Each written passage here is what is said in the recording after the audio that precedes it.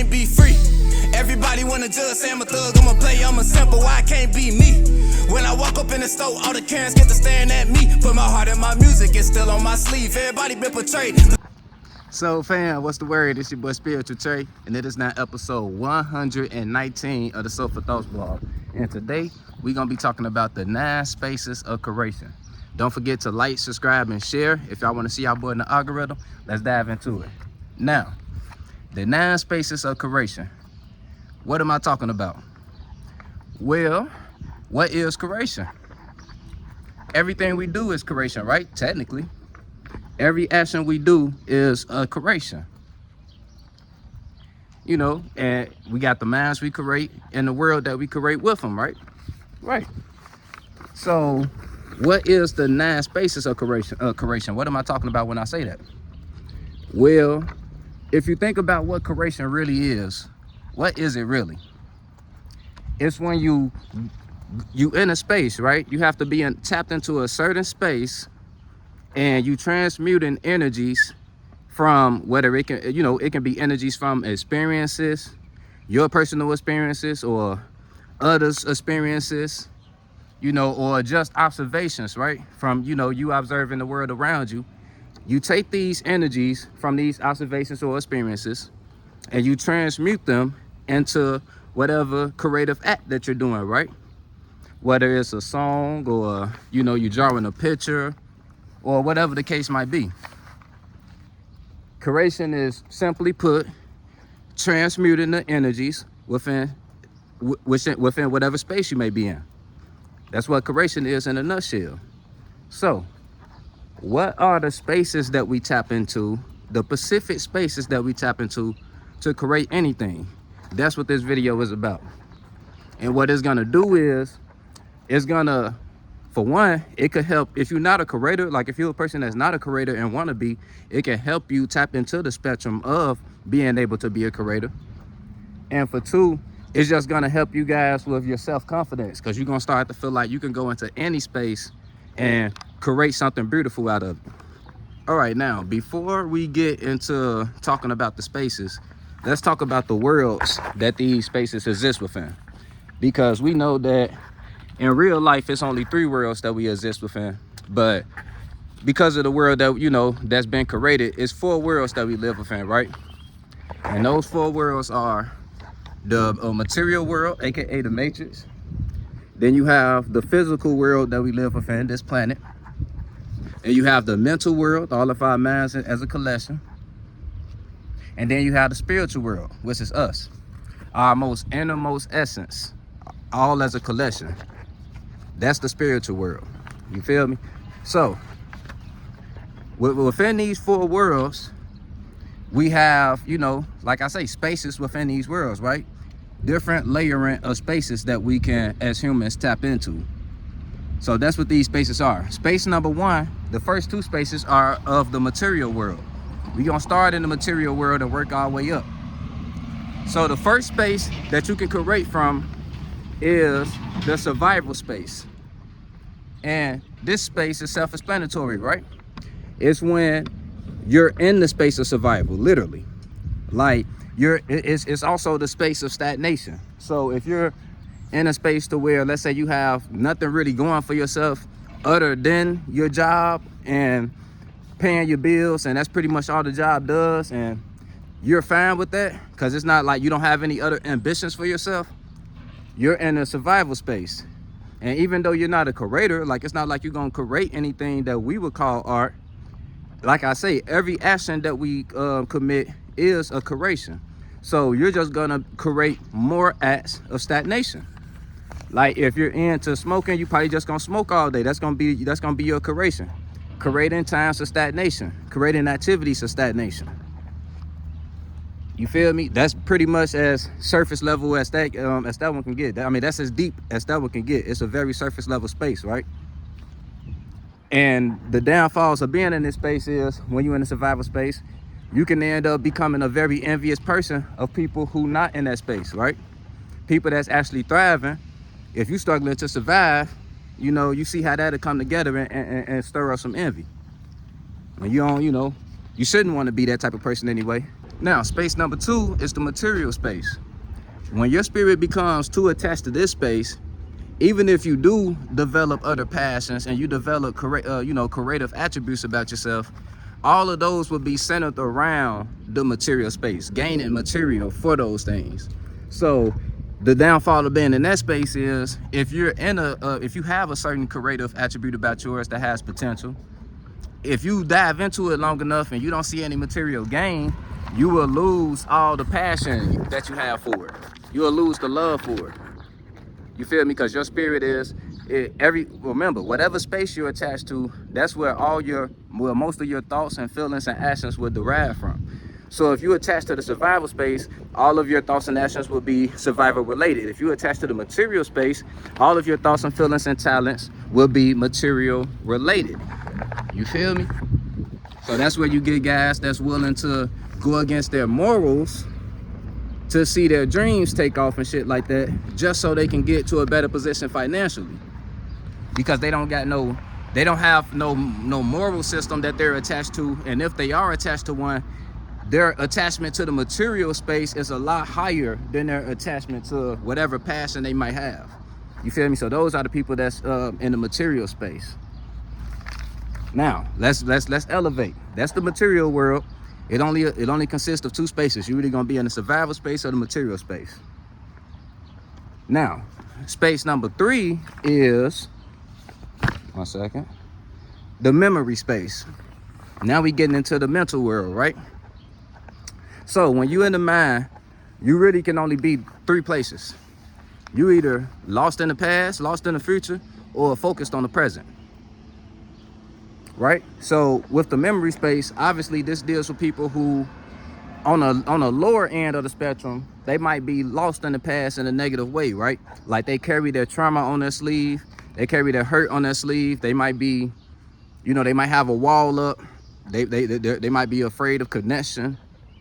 But on a higher octave, if it's a higher octave person that's attached to the memory space, they might just be the person that they're like your therapist and your psychologist and stuff like that. People who use past experiences and things that they've been through, and they kind of like help people through those similar experiences. People who've been through those similar experiences, they help them find better ways to navigate through the traumas of those experiences. You feel me? So these are like I say, your life coaches, your therapists. I kind of do this to a certain extent. I don't necessarily focus on helping people get past specific traumas, but I have before. Like I have videos helping people get past the trauma of if you might have been molested, you feel me, or victimized in any type of way, like abused by parents. I got videos on that. So I'm a spirit that can tap into this space as well. You feel me? And so yeah, that's the memory space. You're either gonna be lost in your traumas, or you're healing your traumas by helping everyone else heal from their traumas. And you in the godly spectrum when you in that, and when you're doing it that way. So that's space number 3, the memory space. And guys, these are like real spectrums that we all tap into. You feel me? It's really a spectrum that you tap into when you remembering something. The only difference between you tapping into the spectrum and me tapping into the spectrum is we all have our individual ways to tap into that spectrum, aka our own individual experiences that we revisiting when we do tap into that spectrum. You feel me? But we all can tap into these spaces, and you feel me, whenever, well, I ain't gonna say whenever we want, but we all can tap into these spaces whenever we are truly aligned with them. You feel me? So that's the memory space. Space number 4. Yeah, sorry about that, family. I had to migrate to the car. My phone went dead. But yeah, back to it though. So we were on the vision space. So yeah, spirits that live in the vision space on a negative end of the spectrum, they might have anxiety. They might stress a lot about the future. You feel me? And they might push their stress on other people. Like they might try to cause other people around them to stress about the future too. Just in their mind, they thinking they trying to get people prepared for the future though, but the way they go about it is so frantic, they can really stress their environment out. You feel me? But on the higher end of the spectrum, these are your visionaries. You feel me? These are the people that you want in your circle. You feel me? Because they gonna come up with all the great ideas for y'all to, all the great activities for y'all to go do and stuff like that. You feel me? Now, once again, on the negative side, they could be all over the place with their dreams as well too. Like they might have one goal this day and one goal the next day. You feel me? Because they kind of wishy-washy, because they always thinking about the next opportunity or the next, you feel me, the next plan. You feel me? They mind is always on that. But when they try to keep that under control, when they kind of keep that part under control, and they on a higher octave with it, and they using that space in a more logical way, that's when you have your visionaries, you feel me, and your vision crafters. And these a lot of the times end up being artists in some type of way. Now, space number 5 is the relation space, aka the one-on-one connection space, right? On the negative end of the spectrum, these are your followers. These are people that everything they do is based around what they think someone that they might look up to is gonna think. You feel me? Because this is specifically the one-on-one connection. So this might be, you know, it could be anyone in their life. It can be someone that they don't even know. Like, it can be like a celebrity or something that they look up to, and they trying to be like that celebrity, or everything they do is, you know, in the liking of that celebrity. It's like they trying to be another them or some in some type of way, right?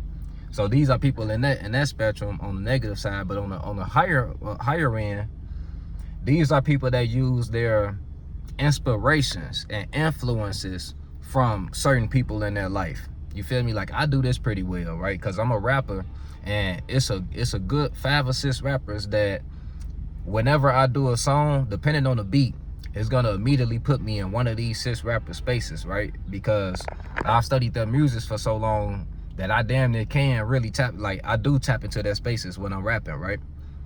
And so yeah, that's another thing that we can do. This is what this space can do.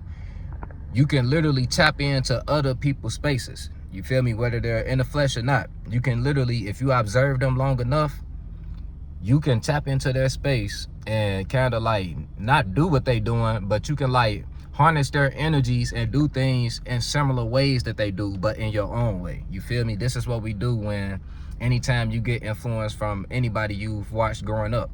You feel me? Like, you might be a basketball player and you play like Kobe now because you watched him growing up and you felt like you can mimic his game a little bit. Okay, now you play like Kobe. You literally tapped into his space, and you know, you harnessed the energies that you feel he had, that you sensed he had, I should say, and you transmuted those energies into your talent, your dribbling skills, your shooting skills. You transmuted energies into talents. You see how special that is? You feel me? So that's what you do in a relation space. People who live in spirit that live in a relation space, they heavily depend on, you know, they heavily depend on other individual spirits for their growth. Now, space number 6 is the home space. Spirits that live in the home space, these are the ones that are on the negative end, too attached to their comfort zone. You feel me? Like, they're almost afraid of growth, afraid of being uncomfortable. You feel me? And they usually might be attached to the people in their home as well too, whether it's a negative attachment or a positive attachment. Whatever type of attachment that they have with their home life is gonna dictate how they interact with the outside world. You feel me? And that's why I say they live in the home space, because all of their thoughts and actions and feelings come from experiences at home. You feel me?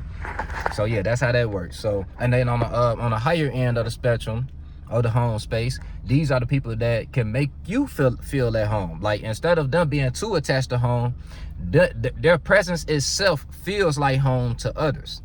And they excel at projects where they have to, like, if you want them with you, if you're building a business to where you want people to come in and feel comfortable, like, you want them in charge of the decor and the atmosphere of the place. You feel me? People that's in the home spectrum. You feel me? These are people that's, you know, like the home improvement people on TV and shit. Like, all those people live in the home space spiritually. You feel me? And I'm pretty sure if they negative octaves, they probably too attached to being comfortable. And if they higher octaves, they damn sure can make you comfortable. You feel me? So that's the home space. Now, space number 7 is the environmental space. On the lower end, this is the people who everything they do is based on their environment, right? Like, specifically their friends and what people in their age group, you know, what their peers might think of them, right? And so yeah, those are the follower mentalities. On a higher end of the spectrum though, these are the people that do everything to help the environment evolve. You feel me? So these are what they call the people who help the environment, environmentalists. Is that what they call? Yeah, so these are the people who, they might start a charity, you feel me? Or anything to like help their people, you feel me? your activists, anybody in that type of spectrum, they're on the higher end of living in an environmental space. You feel me?